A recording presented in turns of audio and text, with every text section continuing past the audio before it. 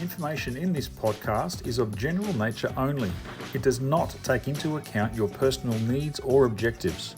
Before investing in any product, you need to consider your personal situation, needs and objectives.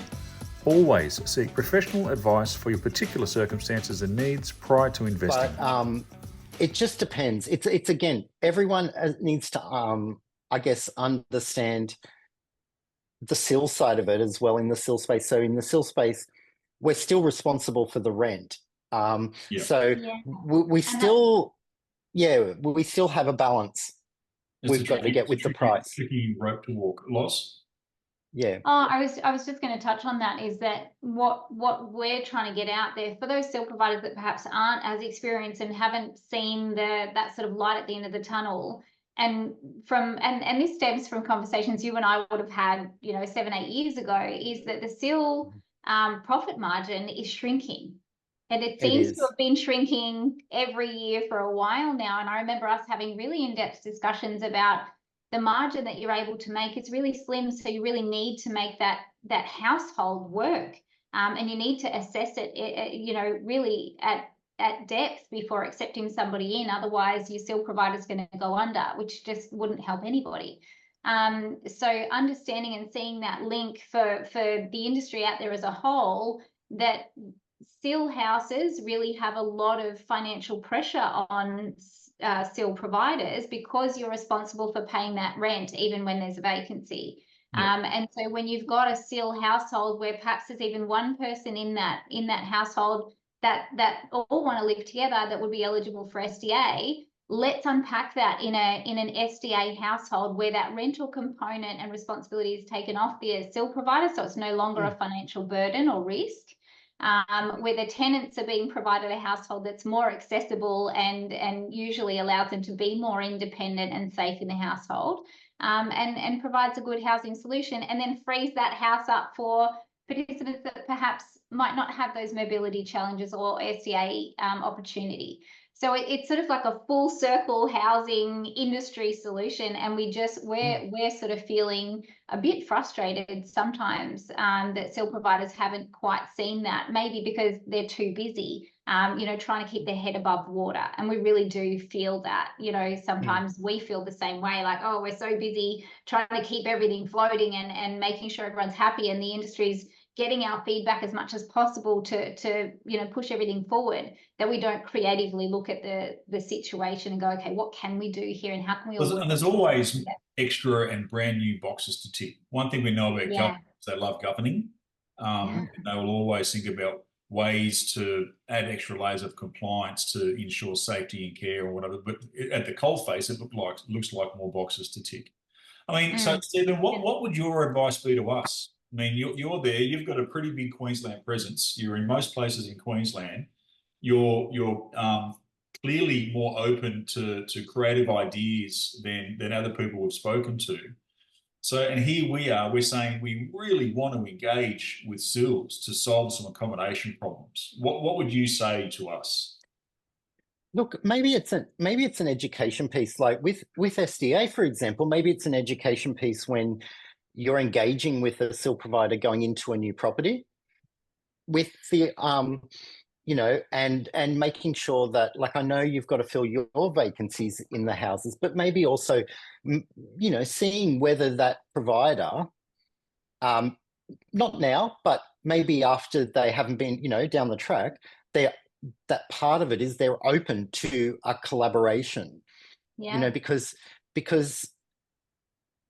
it's very hard on an SDA provider who, sets up a participant with a provider in a house, and then 12 months later, there's still only that one participant in the house, which is hard for the SIL provider, clearly, but because they are losing money in that house. But at the same time, maybe we've just got to start educating people at the beginning. Early. Yeah, no, that's great. Yeah. And what would you say to other SILs out there that struggle in the accommodation world? I mean, what would your advice be to those guys? I would say connect with other SIL providers. Just chat with them. There's a number of other providers that I talk to on a regular basis that we all chat. We all talk about where our vacancies might be. Where, I went to see a SIL provider this morning, who just happens to have moved into an office up the road from us, and so I went up and I was there, and they happened to mention they were looking for an SDA property for a single occupancy property on the Gold Coast. Yeah. And so when I got back to the office, I found the link for Smith Collective, because I know there's 2 vacancies there at the moment. Yeah. And flicked it off to that provider, because there's no central point for SDA information. You've got to actually know. We know that some websites that advertise property, SDA property, most of the property is not available. So I think people are very tired of those sites. So it comes back to networks. It comes back to us. Last week I attended a SIL summit, and it was great. I had an opportunity to talk there and be part of a panel, but I met a lot of really great SIL providers, as an example, who I've never met before. So now, we've connected, we can stay in touch, and network just grew. It's great. Yeah, and I mean, that's really what it's about. It's about connecting with people, being honest is really important. If I can't do something, I'll say I can't do it. And I think it's not as much as there are still providers out there who believe this is a competitive industry, it really isn't. If you focus on providing a quality service, connecting with others, just build trust with each other. It's not I've never worked as if this was a competitive environment, and I just think that's the key. Awesome. We're all in this together. Yeah. And Stephen, if I can ask you one more question, right? If I'm an investor watching this podcast and I've scrolled through my social media feed and I saw a SDA property for sale at XYZ town, what would your advice be to an investor around expectations? It's funny because I've actually had this exact situation this week. I've been talking to an investor. We did not set this up. This is like, I was going to ask that question. That's awesome. And look, it's an existing SDA property that's on the market. Right. It is in a wonderful location, but it's a regional location. Okay. And I said, one, you've got to be able to survive on open market rents if you can't fill it in the short term. So make sure you can afford to do that. Nothing is guaranteed. And if you are committed to an SDA participant, then work out that you can afford to maintain the place, maintain your loan with one SDA participant.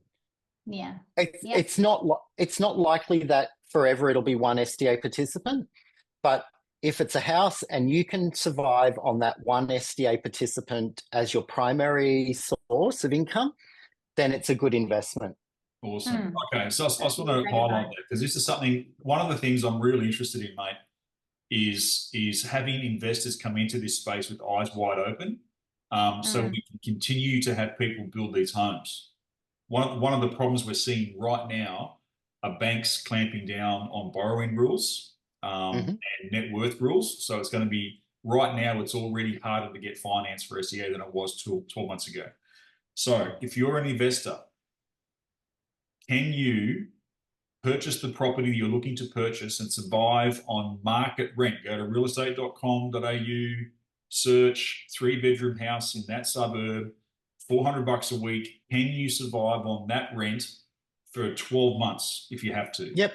First filter. Second filter, your long-term financial expectations. Base that off a single SDA participant.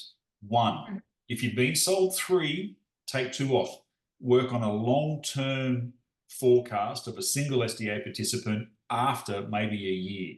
Everything else is a bonus. But if you can do that and it still works for you, again, this is not financial advice. This is just being a bit clever. Yeah. You should filter things much more aggressively than maybe you're being told you can at the moment. Yeah, I certainly find the average SDA funded participants that I'm seeing in houses is 2, and maybe a flexible room as well. So, but that first participant is often one. It takes quite often takes time to find that first SDA participant, and then it quite often, and that usually is somewhere between, in experience, say 3 to 6 months. That's pretty reasonable. But the second one could take another 6 months. Easily. So absolutely work on the bare minimum.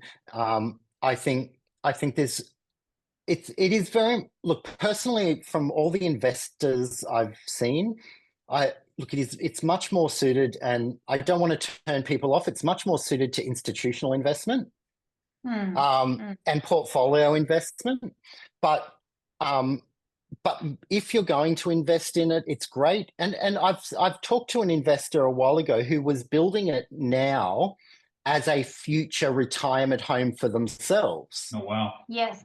I've seen a couple of those, and I think that's a great idea. You're building yourself accessible property for the future when you're likely to have less mobility, and the property is going to be great for that. Yeah. So just make sure that worst case, you can deal with worst case scenario from a financial perspective, because there just are no guarantees. I love the no guarantee plug, and it's something that we talk to investors a lot about. Is the first thing that they'll often ask for, and rightly so, is, can you guarantee me a tenant? Because obviously there's costs involved in marketing and getting their property out there.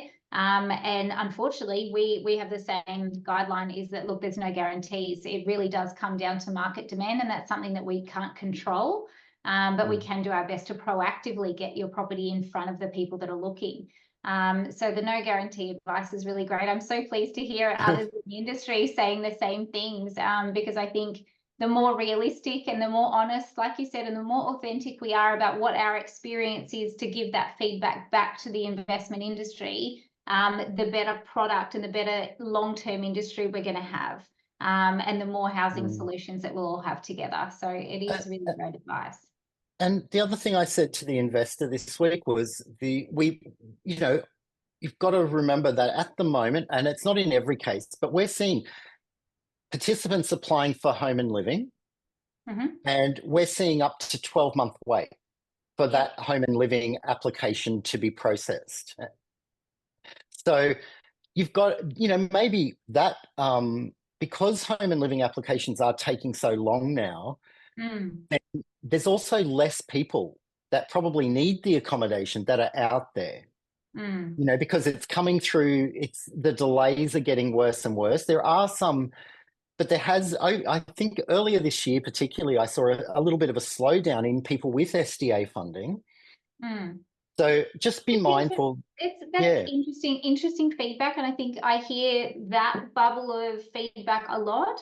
But I also do hear a different side of it, and obviously part of our role in the industry is to generate inquiry from people that have got SDA funding. And so we have. It's been a real shift in the industry, and particularly in the last 2 to 3 years with COVID really changing the housing space and really changing the rental market for a lot of people, creating quite a housing crisis. And so we've seen a real increase in inquiry from people that are homeless, that do have NDIS, but are completely unaware of the SDA component and what that eligibility process looks like. And so there's a really long road to, like you said, exploring that and doing that home living application for a lot of people. But there's a lot of people still looking that we believe would be eligible. It's just about shortening that timeline between homelessness and getting SDA eligibility, and then finding that housing solution in between. But then on the flip side of the 12-month wait is that sometimes we are still seeing quick turnarounds too. Yes, so, absolutely. It's not to scare anyone away. No. They don't apply, it's too hard, it's not worth it. it's always going to be worth it, because like we all know, that SDA decision stays with that person for the length of their God, was it 20 years? But this is where SILs and SDA providers can really work together. I think there's a lot of people in the SIL environment that either have or would absolutely get SDA in their plan, that it's really hard for us to find them. And that's where the SILs can go, hey, I've got like 6 people that I care for now who would probably get SDA in their plan. Let's go and talk to an SDA provider and see what we can do for your built environment. I'd love to see more engagement like that. Yeah. And we see that too. I mean, I'm sure I can just think of participants in our SILs now who would be eligible. But one of the areas that I think there is a number of SDA eligible participants in is those that are currently in public housing. I have seen it, and it is a big piece, because it's that balance between the participants wanting to stay in their public housing, but realizing they're not going to get the renovations they need. And so it's this whole battle going on for them. That's a huge risk in letting go of a Department of Housing vacancy too, which we see a lot of people sort of shy away from, even though the house can't be modified to, an SDA design category that really would increase their independence. It's so fraught with risk for them, because Department of Housing properties are so scarce that they let go of that. I am working on that one, Stephen. I won't talk about it on camera, but there's a commercial plan that we're putting together to tackle that one particular piece of the market really head on. Haven't shown about it offline, but it's really exciting. But guys, would you believe it? That's getting like 45 minutes or so. Wow. Yeah. Chatty Cathy. I'm gonna chop this one in half, and I'll do 2 episodes on this one. But are there any final thoughts that either of you would like to share, or before we sort of wrap this one up? I would just like to really commend you, Stephen. I've known you for a little while now, and I think you've always been really creative and really thought-provoking. And like you said before, it's not a competitive industry if you look at it this way. And that collaborative approach, it's really, really refreshing to talk to somebody who genuinely advocates for that in a space. I really appreciate it. Well said. Thank you. It is what it is, and I think we've just got to talk more. I think SDA providers and SIL providers just need to communicate more, but also look at it from both sides, because we also understand, because we get frustrated by the pressures from an SDA provider to fill vacancies. So it's just, how do we work together? And for people that are in the process of deciding on SDA providers, do your research, because there are SDA providers out there who do nothing to find participants. They might just, if you're lucky, they'll put it up on their website and then forget about it. Whereas with a SIL provider involved, or just a SIL provider knowing about it, that you get the 2 parties moving, so they can both be promoting at the same time. And look, I've got a partner, that one of the partners that I've worked on a house with, if I think there's a house that they could be involved in, I'll flick the pictures of the house off to them, and they can advertise it on their website. Because obviously in the end, somebody else might come in and say, we've got a participant ready to go. Great, take that house. We want participants, we want people with disability in the homes they want. We don't want to necessarily, we're not trying to be, grab houses and be a SIL provider in those houses. We just want to get the word out there that these houses exist. Yeah, that's right. Awesome. And we've talked many times about our tenancy matching service, about getting out there and actively marketing and getting it in front of the right people so that people know about it.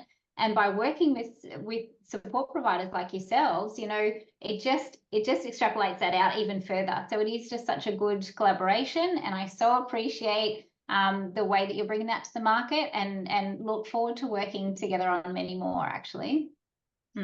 Thank you. Me too.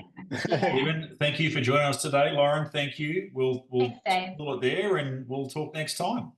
Okay. Sounds great. And then